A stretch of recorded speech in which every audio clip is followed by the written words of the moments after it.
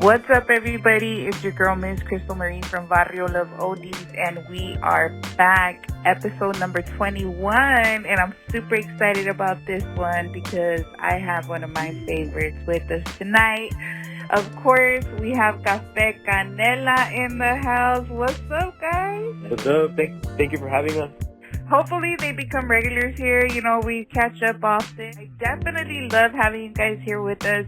But not only do we have Emmanuel here, but we also have Johnny. Johnny, welcome. I know it's your first time here. We had Emmanuel. It's your first time here with us today. So let's go ahead and get right into the interview. I know, like, the first interview we talked about, you know, Café Canela in general. We talked about, you know, we got to know you, Emmanuel. I want to get to know Johnny on this one as well. It's all good. That's why he's here. So, Johnny, where are you from, born and raised? Let's see. I am born in Palm Springs, so from the Coachella Valley area. I grew up here for X amount of years, and grew up a little bit in Riverside, Ontario, Chino area. Came back to my roots and have been here in the valley ever since. That's cool. That's cool. And how did you and Emmanuel meet? You know, it's funny. I was just thinking about that the other day. Really? We met through some mutual friends. He's in this other band called Burgundy Blues, and he has a friend named Andrew and Juan and Chris. But I was playing in a different band under the name of the Teddies at the time, and we were playing together. And he actually invited us to play at his home one day, and that's the first time I met him. And I don't know, I felt like he was a very genuine guy, because as soon as I came up to him, he was just like, hey, what's up? And he was very welcoming, like, about everything. He was like, this is my house, and he's like, enjoy yourself, like, have fun kind of thing. I was like, okay, cool. This guy's pretty chill. And a little while later, I guess after he heard our music playing or something, he had sent me, I got his number, but he had sent me some song. It was like completely different than what we're doing now, but he's like, I think your voice would sound really good on that. And I was like, okay. So we kind of hit it off, and then I went back and forth to his house and checking out all his gear and stuff. And he was showing me some shit. So I'm sorry, I didn't mean to. I don't know if I. No, go ahead. You're at home. Yeah, Make yourself at you're home. Fine. Yeah, so Please he was. how you would like. A bunch of cool shit, and yeah, kind of hit it off, and ever since then we've been good friends. That's so cool. And Johnny, were you always talented in music, or how did you start? How did you get into music? That's a whole nother story. Yeah, no, I never tapped into anything to do with music at all until I had a very good friend, or I have a very good friend named who goes by the name of Michael. He's actually a rapper here in Amadeus. Goes under the name of Amadeus, but he was doing like his rap thing for a little bit, and then he's like, you should try, you know, doing this and that on it. And I tried a couple things, and I was very shy about it. I still kind of am.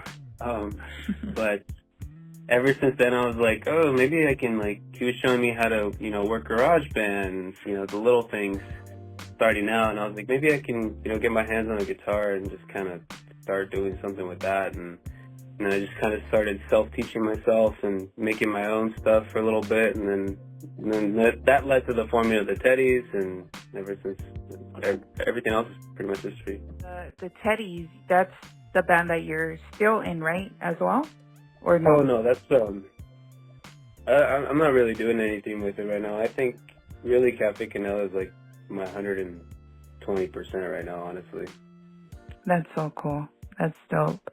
Well, I know both of you guys collabed together, and you guys came up with Stuck in Love, Fall in Love. Can you tell us what was the creative process like creating that song? I think I listen to a lot of oldies in my spare time. Like, even when I got off work this morning, I just kind of tuned in. I just put on some oldies, and I'll do some stuff around the house a little bit or whatever. But I think that's just like, I don't like lyricism wise, since I listen to that so much, that's kind of like what brews in my head a little bit, you know? And then reflecting off my relationship with my wonderful girlfriend, it just kind of goes hand in hand and helps out the whole writing process for it. I don't think it's anything specific, really. I try to keep it ambiguous a little bit, just so like the listener can kind of put it into terms that they want to on their own, or you know, Right. maybe some fits a different situation, you know. Yeah. Now But the lyrics, because you're the voice behind both of those songs. Emmanuel, you're the producer to the beat, right? For yeah, both of those songs. Yeah. yeah. With both of those songs, Johnny, what was do you like your inspiration behind the lyrics to the song? You said your girlfriend, love, right? Love was your inspiration. Yeah, definitely. That's just what it is, plain and simple. So what inspired you guys to create this single on vinyl? Yeah, so what inspired it is well, when we released the songs, you know, a lot of DJs and like vinyl collectors, like specifically like oldies vinyl collectors, picked up on the song, and a lot of them were asking for vinyls, and it never really came across my mind to, you know, put anything out on vinyl, but the demand just, like, people kept asking more and more and more, to the point where I was like, damn, I think I actually, like, we have to, like, you know, press this vinyl now. Mm-hmm. And so yeah, it was just a demand. Yeah, it sold out in like a month. Well, I mean, in the records, it was a very small pressing at first, because, you know, vinyl is very expensive, and it's a big risk, you know, because you could sell 10 or 15, and I didn't want to be stuck with like too many, so I more or less figured out 250 was comfortable, and the songs just kept blowing up even more while they were getting made in like the 2-3 month process, and they sold out within a week. Wow. I remember when we did the first interview, you were like, I think you hadn't even ordered or placed your order yet, right? And then you're like, I'm going to place my order in a few days. Remember? Yeah, I think it was shortly before, you know, we put the order in. That goes by quick. Sure does. It really does. And for both of you guys, which track, like which song is your favorite one for both of you? I think Stuck in Love. That's my favorite one. I like Stuck in Love too. I like that one too a lot. Wait, I have no. Well, what do you guys like about it? Like, why is it your guys' favorite? I think it's just structured better as a uniform kind of song in general. It has like all the necessary parts of a song, whereas If I Fall kind of lacks in it a little bit, but it's still okay. It's still a banger. Yeah, it's still a good song. It is. It really is. That's actually actually both of those songs. I'm not even gonna say it because they're both my favorite, but I feel like it's so different and unique, and I feel like just the instrumental itself, the vocals behind it, it's so touching. Like, I literally remember I was just scrolling on TikTok, and then boom, I heard it, and I was like, wait, hold on, what is that? Like, I have to investigate, like, what's going on here? Like, I didn't know if you guys were new, old, or what. It just caught my attention immediately. And people that know me, right, that are around my circle, they know I'm super picky. Like, people think like one song's a banger, and I'm like, nah, bro, like, come on. Like, no, I have my own personal, like. And when I heard your guys' music, I was just like, yep, this is it. Like, I had no doubt in my mind, not one ounce, like, if this isn't big already, because at the moment when I heard it, I didn't know who you guys were, right? Like, I just knew, like, this was meant for greatness. And I've held it, you know, that belief until today and forever more. You know, it's just, you guys are amazing together, a dynamic duo for sure. And I just can't wait for more. And speaking about that, are you guys working on anything new? You guys have any new projects you guys are working on? Yeah, we're working on. Well, we have one instrumental done, Okay. and then we're also working on another song right now. That's gonna be sent to a label that I cannot disclose yet. Ooh. and and yeah, it's currently. I sent the song over to a musician up in I believe it's Berkeley. It's in the Bay Area. His Okay. name is Chris Lujan. Okay. And he's writing, a horn arrangement for me right now for the Wow. song. Yeah. Wow. Okay. So that's in the works. We got a lot of songs in the works. Wow, that's super exciting to know. With the music that you guys make, what message or feeling do you hope listeners take away from hearing your music? I guess maybe to explore more of the oldies. It'd be nice to be like a bridge to that. That's pretty cool, I think. To inspire to Yeah, to inspire others. Go ahead. it's like being a modern day like oldies sound. I was just thinking about that the other day. Like, what did oldies people call their music? Like, they obviously didn't call it oldies. It was just soul music. No. Well, you're right. You're right, because to us it's oldies, but to them at that time that was just the modern day, like whatever was on the radio. Like, it's music. Music is music. There wasn't oldies back then. That's a trip, huh? How much how much we have adopted that sound, that genre of music, right? Yeah. And then going back to your question, I just think it'd be cool to be that bridge or something to explore or lean into to other oldies music too, because I think the whole genre is just fantastic. Yeah, for sure. It's an experience, so it leads to other experiences. I on my part, I hope it inspires younger people to pick up instruments, like pick up drums or organ or piano, guitar, bass or something, instead of making beats. That's cool too, but I feel like learning an instrument is also very important. And oldies have so many instruments. Like, if you hear the songs that there's so many different instruments, like so many different, I can't even name them all, but you hear them in oldies, right? Yeah, it's when all those songs were created, it was just people hanging out and writing music in the studio, and they were all together recording together.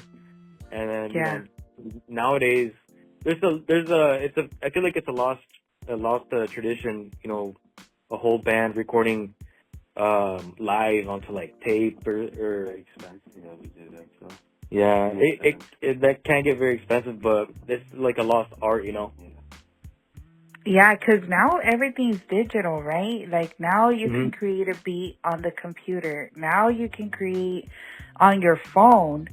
Back then, there wasn't that. Back then, and we were just talking about this on our last episode with Adrian Witherspoon. He's also a music artist, but he was talking about that for him, it was the rawness of the music, of the songs, that you can literally hear errors in the music. Like, you can literally hear like the small little errors because it's live. It's one shot, you recording, ya estuvo, I love that about that's so raw, and I think that's the beautiful thing of oldies, right? No, there's a video out there of Jim Morrison from The Doors, like way back in the 70s, and he predicted this whole thing that he was like, there's going to be kids, like later on down the line, there's going to be computers, you're going to be able to make music from your bedroom. Like, he said that like that long ago. I thought that was pretty cool. He was a crazy person, but that's kind of true. He was fucking right, though. How does your guys' family feel? I know, Johnny, like your dad, when I go live, he's always in there, but how do they feel knowing like you guys have adopted the sound of oldies? Like, are both of your guys' families into oldies? Oh yeah, definitely. So how do they feel knowing that you guys are creating that music? Well, you know my dad, he loves it. Your dad's so cool. He's always in the live. my parents, they played a lot of like, soul music when I was growing up. But what my parents listen to a lot is like boleros and like mariachi and corridos and stuff like that. And then but yeah, they recognize, they know what the music is, and like they know what style it is, Yeah. But yeah, my parents enjoy it. I hope they do. So, I hope they're not lying. And you know what? I think, I know you guys can't tell from your end, but, working with him these, past couple months, I can feel him leaning into, like, that Chicano kind of music style a little bit. So maybe come to expect that in the future. Ooh, okay. Yeah, it's just, when the music kind of blew up, like, I was seeing all the people that were interested in it, and I saw like the Chicano culture like I've never seen it before, and I feel like it's stronger than ever, with the music and the social media and they're collecting records and stuff, and I used to collect vinyl like 10 years ago, but then I saw all these fans, they were showing off their collections of 45s and stuff. So I started collecting records again after like 10 years. And wow. And it's been an issue because they're very expensive. Yes, it's very expensive. Very expensive. That's so. Yeah, you know what? That's so cool.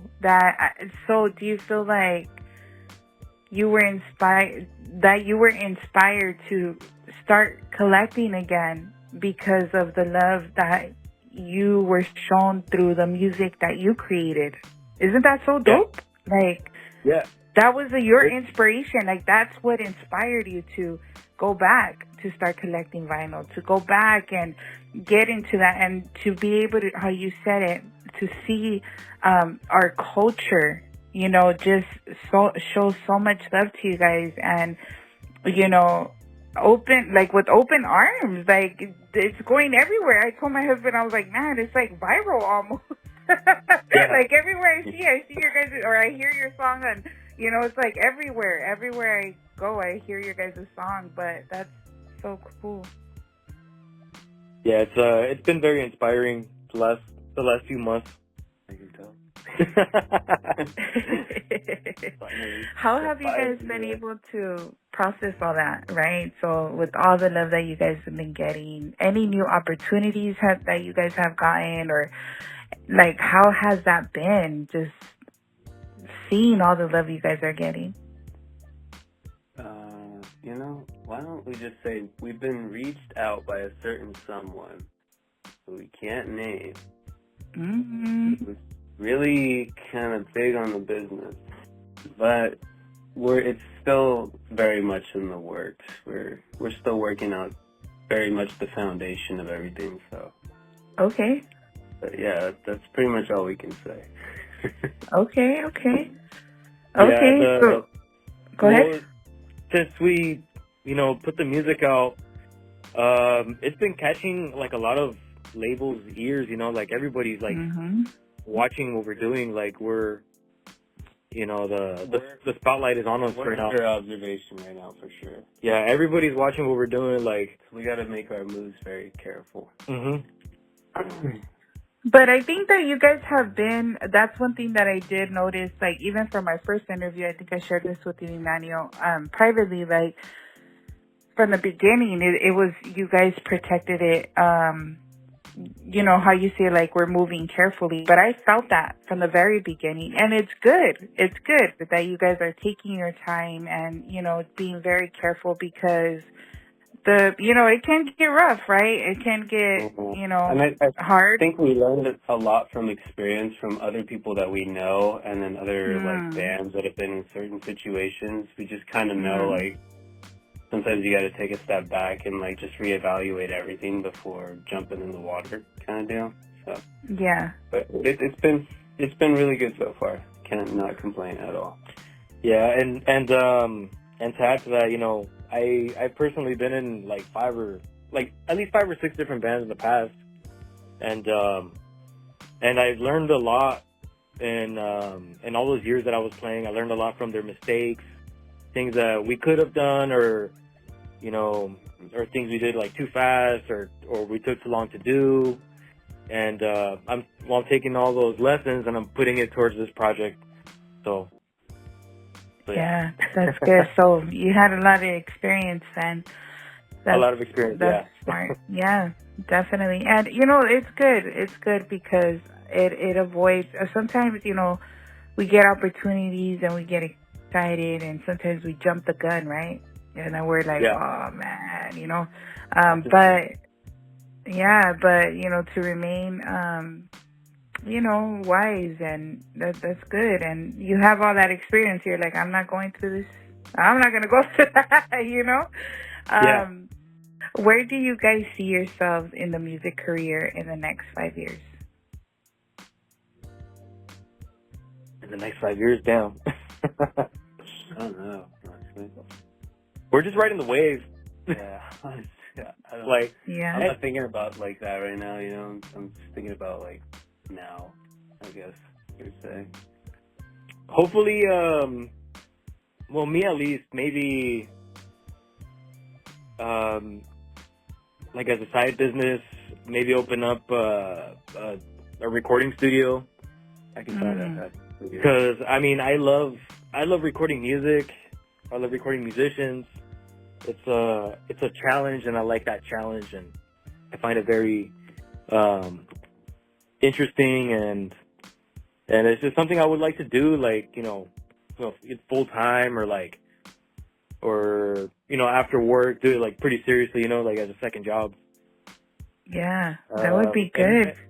Hopefully with a couple albums under my belt. Full albums. Yes, full albums. Yes. What about you, Johnny? I would like to just have at least a couple albums under my belt. Maybe, hopefully, start recording somewhere in Lake Tahoe. That'd be sick. In Lake Tahoe? Yeah. I just Why love Lake it Tahoe? You love Lake Tahoe? I would die there. What do you love about Lake Tahoe? Everything in the water, the fact that the beach meets the forest, and you can chill in like 2 different environments at the same time. It's amazing. The weather. Yeah, I actually lived in NorCal for a few years. I like NorCal, but I told my husband, I don't know, like you have to really love nature. Like really love like all that, like, cause you can go like to. You do? Okay, yeah, that's probably why. I like it. Like, but I tell him, like, you have to love nature, you have to have a boat, you have to, like, love hiking and all that to really enjoy NorCal. But I didn't feel like, I'm a SoCal girl, so for me it was like, it's a different vibe, which I always say the day that I do retire, I probably will retire in NorCal because it's super chill, like how you said, like the forest meets the water, like there's so much chill stuff to do there. But right now I'm still in the SoCal phase.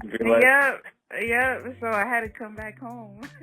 Now, outside of your music stuff, like, what do you guys have any other different hobbies? Anything else that you guys are into besides music? Like, what are you guys doing when you guys are not making music?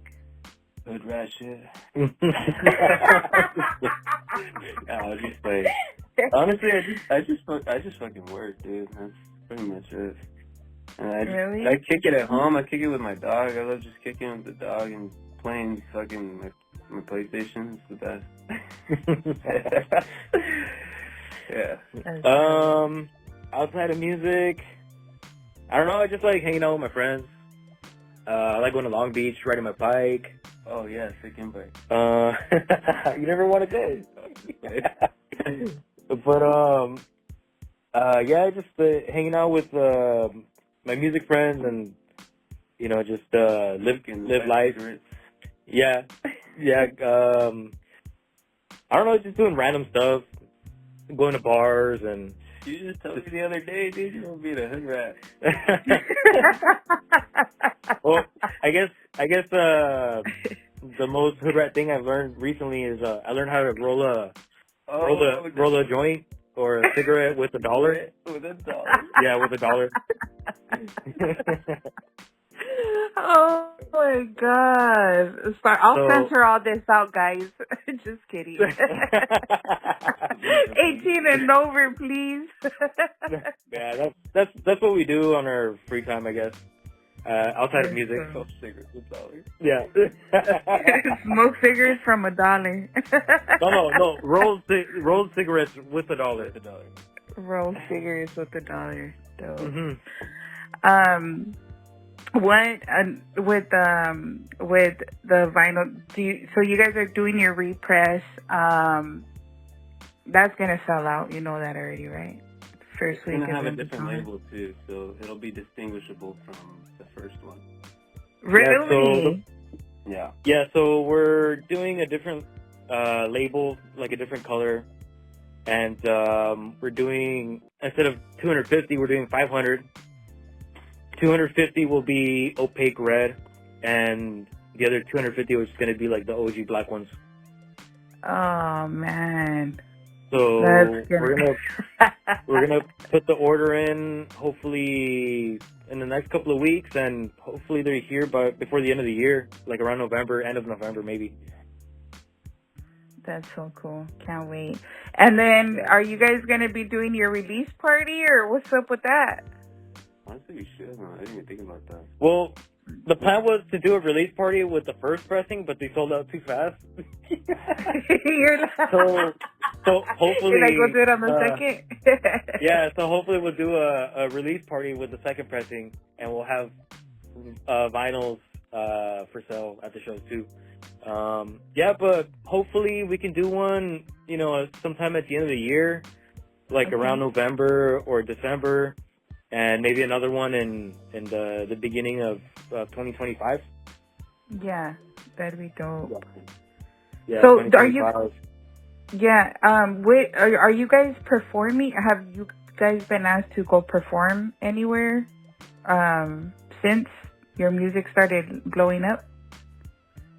All the time. We get hit up all the time, but it's just Johnny and I.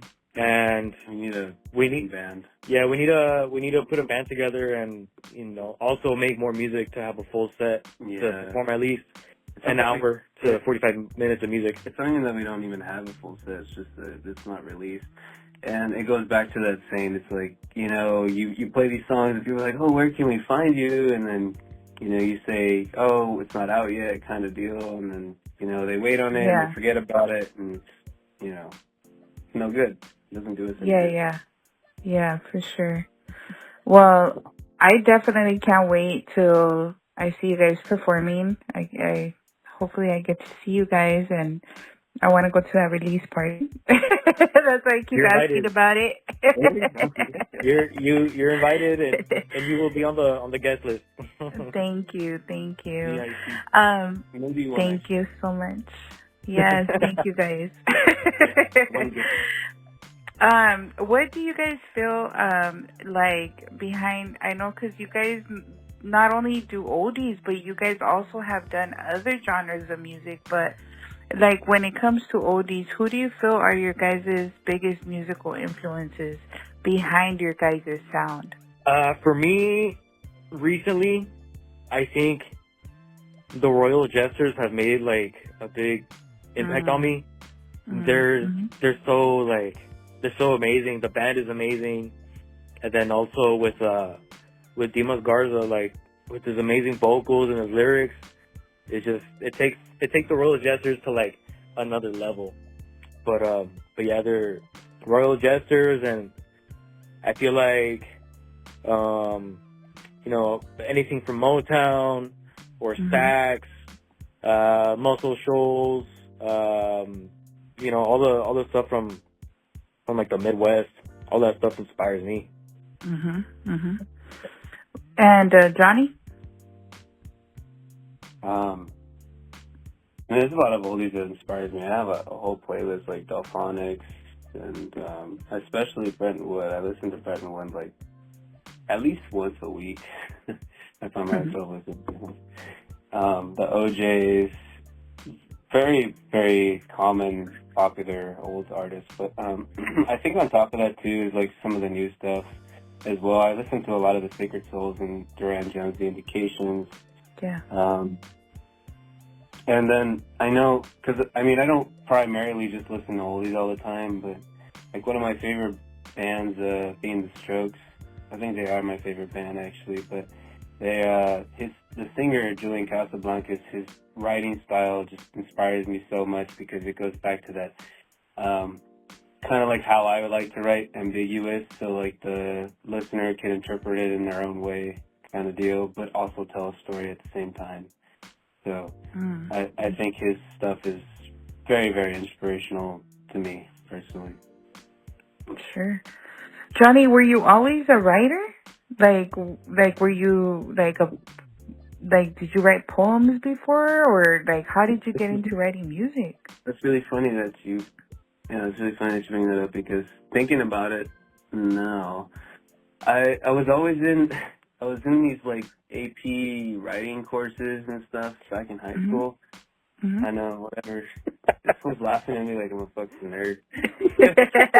But honestly, I felt like I was actually pretty good at it. And the reason I knew why is because my teacher, like I said, I'm a pretty shy guy, especially during high school. I wouldn't talk like at all. But oh man, when the teacher would like, one specific teacher, I had read something that she asked me to read, like based off what we were writing. She's like, that was like a rainbow coming out of your mouth. Like, you should talk more. Literally, that was great. Whoa. My ego like so much. I was like, am I actually? But like even previously, my teachers would be like, oh, like you have a very good like writing style, yada yada. So I feel like that kind of bled into what I'm doing now. You know. Yeah. So I want to say maybe, I guess I've had the knack for it.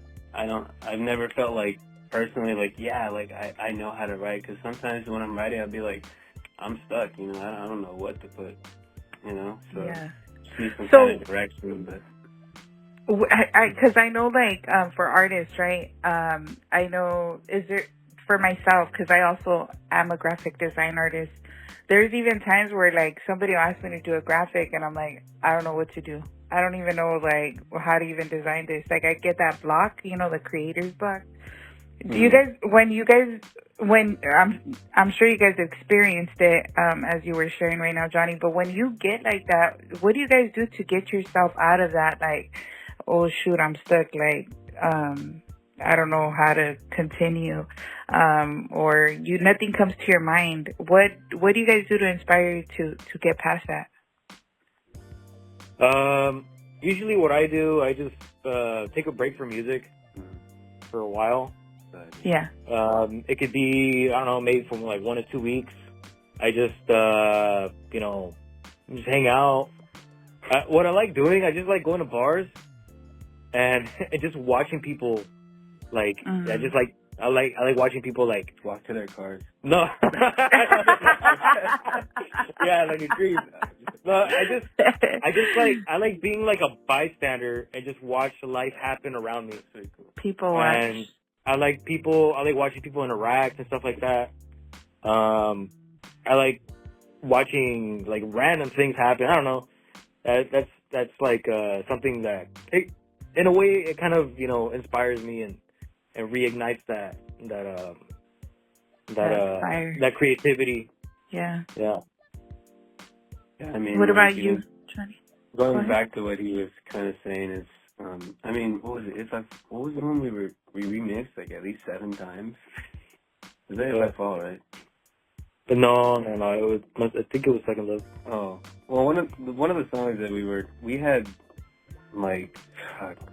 fucking worked on it and kind of remixed it at least 7 or 8 times. But within those 8 times was probably like a 1-2 week span between times, if that makes sense. Yeah. Like you have to stop and stop listening to it, take a break, maybe work on something else, and then come back to it, and then you'll hear it a lot more clearer the next time around. So I just take a break, honestly. It works best, honestly. Yeah, for sure. How long did it take you guys to record each song? Probably like 2, or for him, I don't know. Well, If I Fall was an instrumental in the computer for a while before we put lyrics onto it. I remember that. I think I probably made that one in a few hours, like 4 or 5 hours. Wow. Yeah, because I played everything on that one, and I also recorded it too. So the drums, the bass, the guitar, all that stuff. It took me like 4 or 5 hours, more or less. What was your inspiration behind that beat? What was that day like? You just woke up and you're like, I'm gonna make a beat today. Or did you hear the melody somewhere? Where did that beat come from? I came across this little guitar riff change. The one If I Fall at the beginning. Do do do do do do do do do do do. I don't know, but I thought it could fit in was it like that 6/8 feel that some oldies have, and I was like, well, I think I'm gonna make it in this style, and that's just how it came out. What'd you think when you heard the final? Well, when Johnny said he wanted to sing on it, I sent him the instrumental. And it took him maybe 2 or 3 months to write something, and I finally listened to it one time we were hanging out, and it completely blew me away, and it just took the song to another level.